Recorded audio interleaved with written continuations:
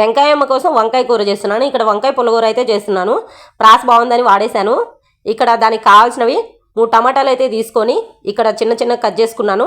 అలాగే ఉల్లిపాయలు కూడా కట్ చేసేసుకున్నాను. దీంట్లో చిన్న ముక్కలుగా కట్ చేసి పొడవు వంకాయలు అయితే తీసుకున్నాను. ఉప్పు నీళ్ళలో వేసుకుంటే కొంచెం నలబడకుండా ఉంటాయి. స్పైసెస్ కోసము మిరపకాయలు అయితే కొన్ని ఎక్కువగానే తీసుకున్నాను. కల్లుప్పు అలాగే పసుపు.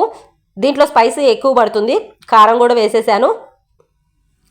అలాగే చింతపండు, పుల్లగూర కాబట్టి చింతపండు, టమాటాలు కూడా ఆల్రెడీ వేసాను కాబట్టి మంచిగా టేస్టీగా ఉడకడానికి కొంచెం ఆయిల్ కూడా వేసేసాను. అలాగే మనకు సరిపడా వాటర్ వేసేసుకొని స్టవ్ వెలిగించేసుకొని 3 విజిల్స్ వచ్చేదాకా ఇక్కడ మనం సిమ్లోనే పెట్టి చేసుకోవాలి. సిమ్లోనే పెట్టుకొని చేసుకుంటే పర్ఫెక్ట్గా ఉడికిపోతుంది. 3 విజిల్స్ అయితే రావాలి. ఇక్కడ మెత్తగా అయితే ఉడికిపోయింది, చూసారు కదా. ఆయిల్ కూడా వేసాం కాబట్టి మంచి ఫ్లేవర్ టేస్ట్ కూడా ఉంటుంది. ఇలా పప్పు గుత్తి అయితే వెనిపేసుకున్నాను.